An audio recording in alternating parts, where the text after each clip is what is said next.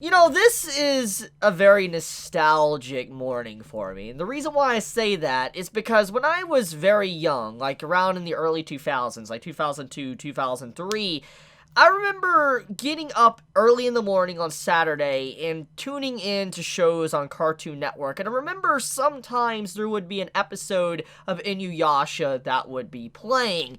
And waking up first thing on a Saturday morning and being able to watch technically a new episode of Inuyasha, or in this case, Yashahime, I'm kind of blown away. It really hits me. Really, it's so nostalgic. I know that this is exactly what the series is trying to do. It's really trying to be reminiscent of the original Inuyasha. I mean, even when you look at this first episode, or technically second episode of Yashahime, it's just like the original Inuyasha, like the first episode of Inuyasha, like the themes and everything. Like when you look at Towa's situation and how she's technically in Kagome's world, and then she's potentially going to get transported in the other world, to the whole situation with Moroha and all that, to, also seeing Setsuna. There's so many reminiscent things, even the centipede demon popping up like she did. I'm just like reminded of the first episode of Inuyasha, and that's not necessarily a bad thing. Obviously, this series is meant for the fans. That's exactly what it is. This is a series that is all about fan service. It's about giving fans something extra, something that they might appreciate, something that they might enjoy, etc. That's exactly what it is. It's an added little sprinkles on top of an already really delicious cake. And seeing this episode, I really have warmed up to Yashahime now. The first episode was good. I talked about it last week. I said that it was basically an epilogue chapter that was finally adapted into an anime, but this is kind of the first time that we really get the main meat of what Yashahime is about. We're introduced to the main three characters, kind of where the story is going to potentially be going, and I think this is a fantastic episode. I actually am a very big fan of this episode. I think this is better than the first episode of Yashahime. Even though I love seeing the old cast, I love seeing Kagome, I love seeing Inuyasha, I love seeing like all the characters we saw in the first episode of this, I'm happy to actually see this new content and getting to see the new characters that the story is actually going to be focusing on. And right off the bat, I want to talk about Towa. Towa as a character, big fan. I honestly, when I first saw the character design of Towa, I was under the impression that it was going to be a dude, a guy. But obviously that is not the case. Towa is actually, a female that's just dressing up as a dude. And the reason for this is because Towa doesn't want to dress like a female, because if she does, she wouldn't be able to fight properly. She's constantly getting into fights, getting picked on and all that, so she's always being able to be at the ready to be able to fight. So she puts on this, masculinity look to be able to pick fights with others when she was going to school. I think it's a really interesting design decision, and I do like Towa as a character. I love the hair design, I love the facial design. It's, very reminiscent of classic Inuyasha as well. I'm all for the character. I think Towa as a character was definitely introduced right, and I want to see more of this character. And judging by just how much focus Towa got, I'm assuming Towa is probably going to be one of the more important of the three trio main characters from the story, because we have Moroha, I think that's how you say it, and then you have Setsuna, and then we have Towa. Those are technically the three characters and the princesses of Shishomaru and also Inuyasha as well. So when I see these three characters, I instantly love each individual designs and how they really kind of showcase kind of the greater parts of each individual character, Shishomaru and Inuyasha. Like when you look at Towa, she has this design of Shishomaru's like, very stern and mysterious air about her, but at the same time she has this caring side. Even though there is that viewpoint of that stern Shishomaru look, she has that caring side, even though Shishomaru doesn't really like to show it much. But then you look at someone like Setsuna, and Setsuna literally has the exact attitude as her father, Shishomaru, and how he constantly was someone that would just be all stern and powerful, just sit on a rooftop like he did in, the first episode. That's what I'm reminded of. But then you look at Moroha, and you can clearly see she takes completely after her father, Inuyasha, and how she likes to get into trouble, pick fights, etc. You can just instantly see the personality and who she really got most of her personality from. Obviously, there is a little bit of a Kagome there. I mean, you see the whole sacred arrow ordeal when she was shooting arrows at the demon within this episode. I really do like just the individual personality traits we got of the characters and kind of how they each represent their, fathers in their own unique way.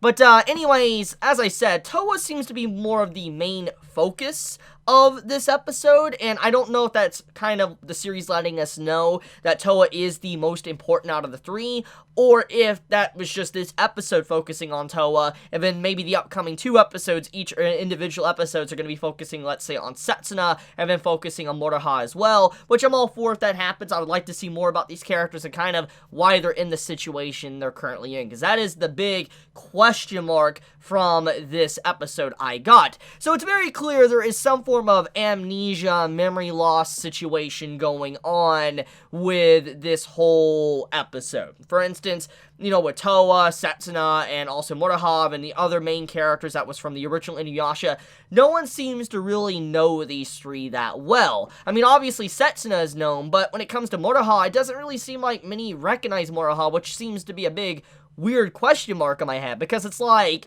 all these characters were around Kagome and Inuyasha. How do you not know Inuyasha and Kagome's daughter? How do you not recognize her? Like, she literally has, like, the robe of the fire rat on. She literally acts like Inuyasha. I mean, there's just so much that really stands out. She even uses the sacred arrows, very reminiscent of Kagome. So I'm just like, how do you not know who she is? So I really do feel like something has definitely happened with Moroha, and either nobody knows her because maybe she got, kidnapped or something, and maybe she doesn't even know who she is or her origin story. But there's so many questions I really have about this, and I'm just like, where's the story going to go with this? Like, is this going to be like the entire plot of what Yashahime is going to be about? Or is this going to be settled in the next episode? And I really do hope it is, because honestly, I want this series, even though I like these characters, I want this series to kind of also show the interactions with the original cast as well. I know that this is technically a new series,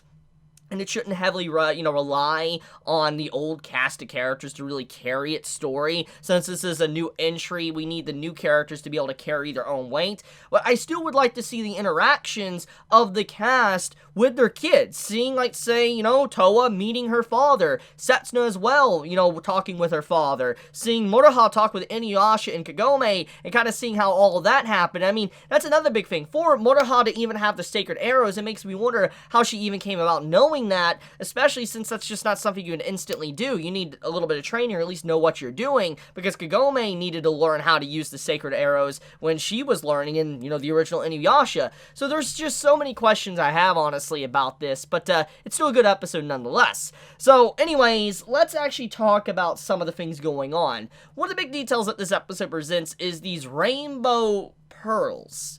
Now, it's very apparent that this is reminiscent of the Shikan Jewel, the sacred jewel, and what the main plot of the original Inuyasha series revolves around. And since the Shikan Jewel, as we know, was technically destroyed, it's gone at the end of the original Inuyasha, I wonder what these rainbow pearls are. I mean, they instantly remind me of the Shikan Jewel. I do wonder if this is like some form of fragments or ramifications of the original Shikan Jewel being destroyed, and it's appearing within, Setsuna, Towa, and Moroha. Maybe that's what's going on. But I do wonder if the plot is trying to say that's going to be the exact same, which I really hope it's not. As much as I do love the original story of Inuyasha and how it was very reminiscent of, let's say, Dragon Ball, collecting the Dragon Balls, etc., I do want this series to try something different, not be the exact same. I want something a little bit unique. Now, obviously, there is something slightly unique about this, because these rainbow pearls,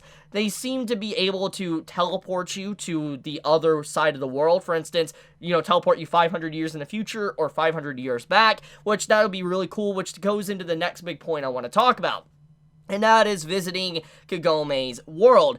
This is something I said in my first impressions, and this is something I said when this series was actually first announced many months back. I said one of the things I always wanted from Inuyasha, which it never really gave, was seeing Kagome's world explored by the other characters, the people from 500 years in the past, like Inuyasha exploring it, Sesshomaru exploring it, getting to see Rin explore it, just all these characters really getting to explore Kagome's world. Even though we know how the world is, I would have loved to see the characters do that. We had a few anime original episodes do this, and we had a few episodes where Inuyasha did go into Kagome's world, but overall, it was never fully explored and never dived into big details, and seeing how it seems like this series is going to be revolving around visiting Kagome's world, I am definitely all for that. That is a huge win for me in terms of really enjoying this series, because I would love to see our characters actually get to experience modern day Tokyo, kind of how different it is from the era of demons and slaying demons, etc. I would love to see their actual interaction, how society is actually done, and also who potentially could be the main villain of this story. And, you know, I'm going to say it right here, you're going to hear it from me first. That teacher that was talking to Toa within this episode, he's probably going to be the main bad guy of some way. Like, he's definitely going to be something very important. And the reason why I say that is because the way he just interacted with Toa, and when he's like, oh, it's okay, I'll let you off the hook now, just, his interaction just felt very shady to me. And I feel like he's probably going to be either the main bad guy or someone incredibly important going forward within Yashahime. That's all I'm going to say now, because especially if we're going to be focusing on Kagome's side of the world, I do think that that character is probably going to pop up again and be super important. Which, by the way, speaking of Kagome's side of the world, I do like that we get to see Sota once again. Sota was such a minor character from the original Inuyasha, you know, the younger brother of Kagome, and I'm glad to see him getting a little bit more of a spotlight, getting to see him actually raise, you know, Toa, getting to show his, you know, abilities of being a good father and how he actually has really, you know, grown in his life. Like, he's now someone that goes to an honest job. He's someone that's able to raise two children. I do appreciate just, you know, what this episode does for Sota's character, and looking at his actual real daughter and all that, it reminds me a lot of that anime original episode of Inuyasha helping out Sota with that one girl that he actually, I think, had a crush on. It's been a long time since I've actually watched the episode, but I do remember Inuyasha having a moment with Sota and trying to help him out with this girl. And looking at, you know, Sota's child, I'm just like, that looks like that girl. It does look like her, but that is an anime original episode. That wasn't in the manga, so I don't know if that's just a coincidence or if, you know, this series is actually just nodding to the anime original. It's like, yeah, that's actually what happened. It's actually canon now, and if so, I'm all for it. But even then, I do think that this episode does a good job introducing Toa as a character. I want more on Setsuna, though, because Setsuna is a very huge question mark, because looking at her design and just seeing how she's kind of like a demon hunter, I wonder if, you know, Shishomaru's really fine with that as well, because when you think about Shishomaru, even though we know how he is personality-wise and how he's very stoic, I don't think he would allow his daughter to just be on her own, do her own thing. I feel like he'd be a little bit more caring than we actually really think. And I don't know, I just don't think he would allow his daughter to really dress up like that. I think he would allow his daughter to be in traditional, you know, demon, you know, clothing, etc. Who really knows? But I think it's a really weird situation that we don't get to see Kagome, Inuyasha, or any of the other characters, and there's really no mentioning of them as well. But I'll leave it at that, though. This is a good second episode, or technically first episode for Yashahime, if we're not including the first episode. That was just the epilogue finally getting animated. Can't wait to see more. Let me know your thoughts in the comments below. If you enjoy my content, you know, please subscribe. If you like this video, please leave a like. And if you want to get notified for whenever I upload a video, please click the bell icon down below. And with that, Chibi out.